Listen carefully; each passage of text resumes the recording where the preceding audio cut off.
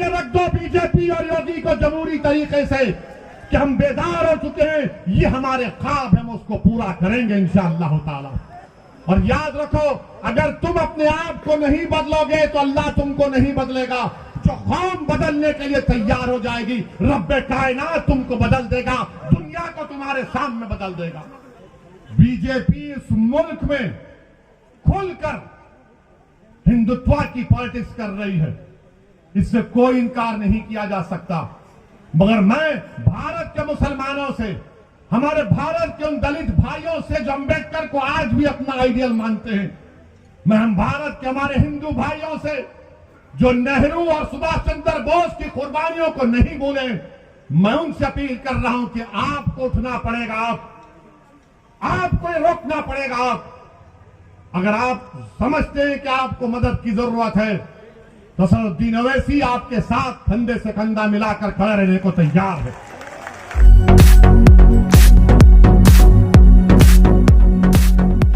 Rohingya मुसलमानों की तरह कर देना चाहिए। हरिद्वार के धर्म संसद में कहा गया कि भारत की मिलिट्री को इस्तेमाल करके मुसलमानों को मारना चाहिए। उस हरिद्वार के संसद में कहा गया कि एक एलटीटी का प्रभाकरण की तरह कोई पैदा हो जाए जो 20 लाख मुसलमानों को मार दे। रायपुर में कहा गया छत्तीसगढ़ में कि इंसानियत को बचाना है तो मुसलमानों को खत्म कर दो भारत से। कोई गिरफ्तारी हुई अभी तक?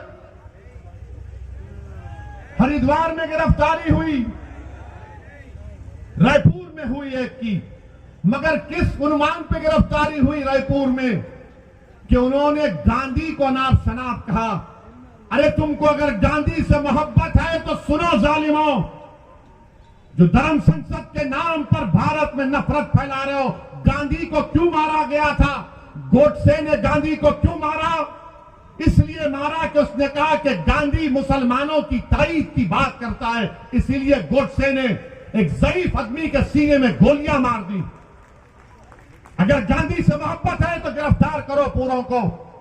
ये कांग्रेस जो आज ये ड्रामा करती है रनिंग कंपटीशन का, तुम्हारी रियासत में जहां पर तुम्हारी सरकार है, तुम्हारी हुकूमत ने सरकारी फंक्शन में तुम्हारी हुकूमत पैसे देती है, उसमें कहा जाता है कि इंसानियत को बचाना है तो मुसलमानों को मार दो। शर्म आनी चाहिए इन लोगों को, शर्म आनी चाहिए। याद रखो, अगर मुसलमानों को कोई मारेगा तो मुसलमान को नहीं, तुम भारत के दुश्मन हो। मुसलमानों को सफेद से मिटाने की बात अगर कोई भारत में करेगा तो भारत के संविधान का दुश्मन है। अगर तो मुसलमानों को रोहिंग्या मुसलमानों की तरह उनका हाल करने की बात करेगा तो तुम दुश्मन हो अल्लामा फजले खैराबादी के, तुम दुश्मन हो मुजाहिदीन आजादी के, जिन्होंने इस मुल्क को आजाद कराने के लिए अपनी जानों को कुर्बान किया। तुम दुश्मन हो, तुम नफरत करते हो उन मुस्लिम उलमाओं से जिन्होंने अंग्रेजों की इस गुलामी के खिलाफ जिहाद का फतवा दिया था। मगर हमको मिटाने की बात हो रही है। अगर आज के इस जलसे में असदुद्दीन ओवैसी को अनपार्लियामेंट्री अल्फाज या गैर अखलाकी अल्फाज अगर मैं मोदी के बारे में कह दूं या योगी के बारे में कह दूं या फिर बरेली में, यहां पर बरेली में अगर कोई फेसबुक पर कुछ लिख दे तो 4 घंटे के अंदर हजरत पुलिस पहुंच जाएगी उसके घर को और बोलेगी बेटा चल तेरे को दामाद बनाना है। मगर ये सब बोलेंगे, ये बोलेंगे तो पुलिस क्यों नहीं करती इनके खिलाफ? इनको दामाद क्यों नहीं बनाती? क्या ये तुम्हारी नाजायज औलाद है जो बकरी हरिद्वार और छत्तीसगढ़ में? हम के कानपुर की तकरीर में एक 80 साल के मुसलमान को एक दलित पुलिस के ऑफिसर ने खामोशी से लाकर कागज पर लिख कर दिया कि बोलो इस पर वैसी तुम। एक 80 साल के मुसलमान को जिसकी दाढ़ी है, उसको एक मुकामी थानेदार ने उसकी दाढ़ी को खींचा, उस पर पेशाब करवाया। तो हमने कहा कि कब तक रहेंगे इख्तिदार की कुर्सियों पर बैठने वाले, चाहे ओवैसी हो, चाहे मोदी हो या योगी हो। तो सबको दर्द हो गया।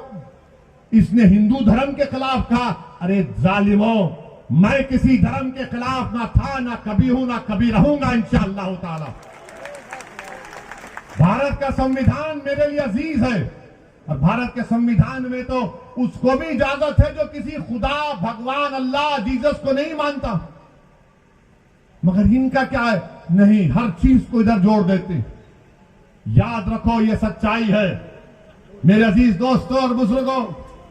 बीजेपी इस मुल्क में खुलकर हिंदुत्व की पॉलिटिक्स कर रही है, इससे कोई इनकार नहीं किया जा सकता। मगर मैं भारत के मुसलमानों से, हमारे भारत के उन दलित भाइयों से जो अंबेडकर को आज भी अपना आइडियल मानते हैं, हम भारत के हमारे हिंदू भाइयों से जो नेहरू और सुभाष चंद्र बोस की कुर्बानियों को नहीं भूले, मैं उनसे अपील कर रहा हूं कि आपको उठना पड़ेगा, आपको रोकना पड़ेगा।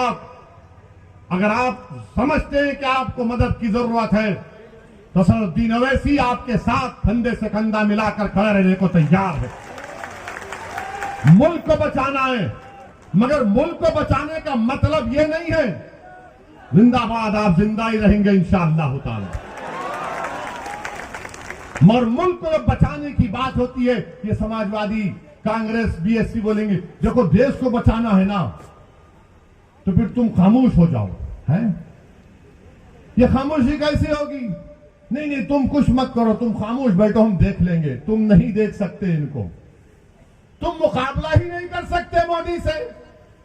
मोदी मंदिर मंदिर कर रहे हैं तो अखिलेश बोल रहा मैं भी परशुराम का मंदिर बनाऊंगा।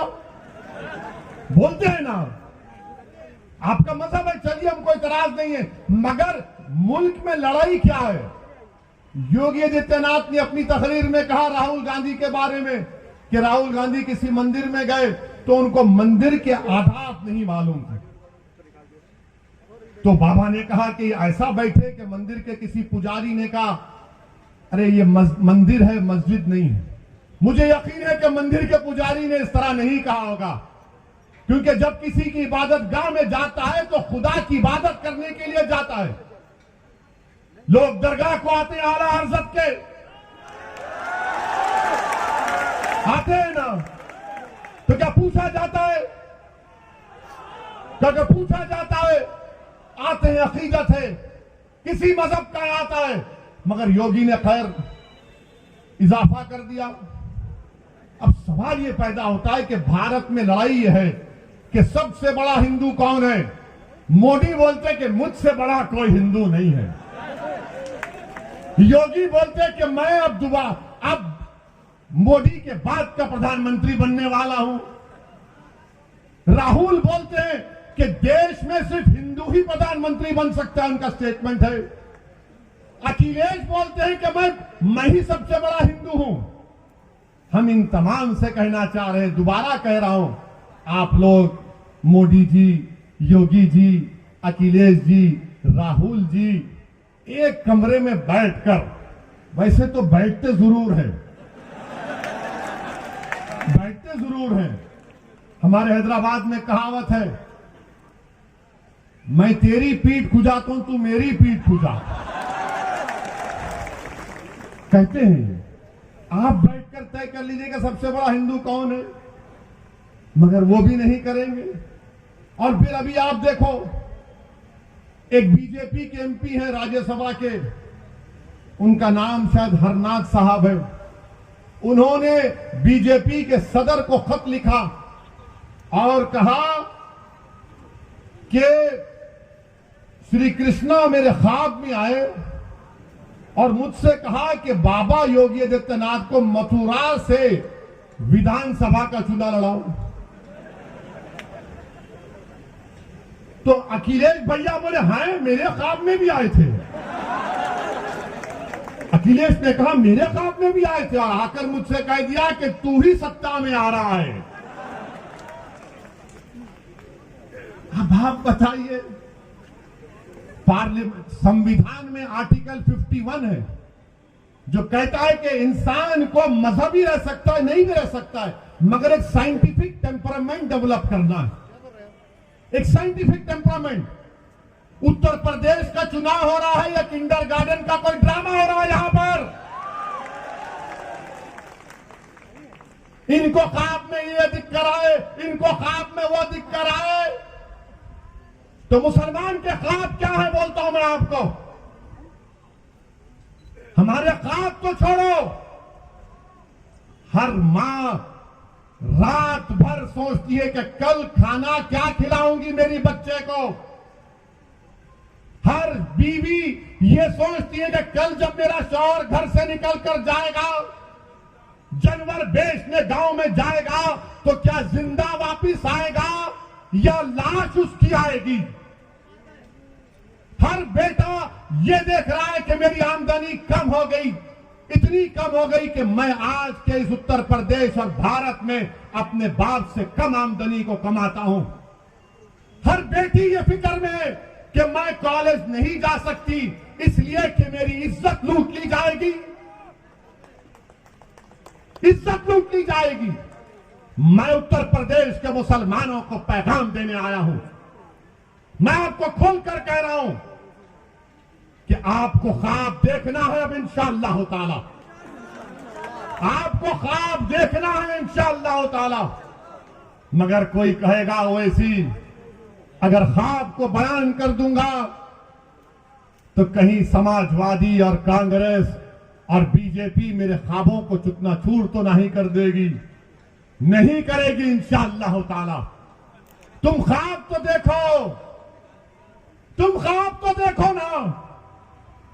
तुम हिम्मत करो ख्वाब देखने की कि मेरा बेटा ऐसा डॉक्टर बनेगा जो तमाम बीमारियों का इलाज करेगा। मेरी बेटी देश की प्रधानमंत्री बनेगी, बनेगी इंशाअल्लाह ताला मुसलमानों की बेटी। मैं जिंदा रहूं या ना रहूं यह ख्वाब होगा इंशाअल्लाह पूरा। तुम ख्वाब देखो कि मेरा बेटा या बेटी साइंटिस्ट बनेगी तो वो कैंसर की दवा निकालेगी। मेरा बेटा या बेटी वकील बनेगी तो दलितों पर, मुसलमानों पर, हिंदुओं पर, आदिवासियों पर जुल्म होगा तो उनके हक के लिए लड़ेगा, दुनिया का मायनाज वकील बनेगा। ये ख्वाब देखो आप, इन ख्वाबों को देखना है आपको। तुम ख्वाब देखो कि उत्तर प्रदेश में मुसलमान अपना हिस्सा लेकर रहेंगे इंशाअल्लाह ताला। हम अपना हिस्सा लेकर रहेंगे, हम हिस्सेदारी की लड़ाई लड़ेंगे।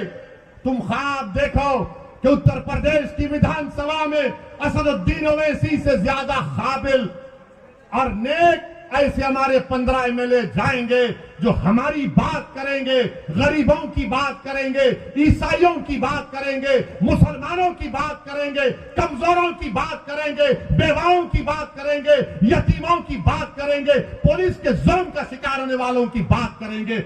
ये पैगाम है, ये ख्वाब आपको देखना है। क्या आप ये ख्वाब देखेंगे? क्या आप ये ख्वाब देखेंगे? क्या आप इन ख्वाबों को पूरा करेंगे इंशाअल्लाह? तो मेरे दोस्तों, ख्वाब कैसे पूरे होते हैं? सिर्फ ख्वाब देखकर हाँ अच्छा दिखा नहीं, ख्वाब जब देख लिए तो उसको पूरा करना है, जुस्तजू करना है, मेहनत करना है और अल्लाह से भीख मांगना है रसूलुल्लाह सल्लल्लाहु अलैहि वसल्लम का वसीला देकर। जिस तरह किसी आशिक ने कहा था कि चमक तुझसे सब पाते हैं पाने वाले, मेरा दिल भी चमका दे चमकाने वाले। अल्लाह चमकाएगा तुम लोगों को इंशाअल्लाह ताला। तुमको असदुद्दीन ओवैसी की जरूरत नहीं है, तुम सिर्फ ठान लो कि मैं भारत में चमकूंगा, मैं भारत को अपने नूर से, अपने इल्म की नूर से, अपने ईमान की नूर से, अपने किरदार की नूर से और सबसे ज्यादा अपनी बेबाकी और अल्लाह पर तवक्कल करके इस मुल्क में और अमन को फैलाऊंगा और अपने हक को हासिल करूंगा। ये ख्वाब पूरा होगा इंशाअल्लाह ताला। मेरे अजीज दोस्तों और बुजुर्गों,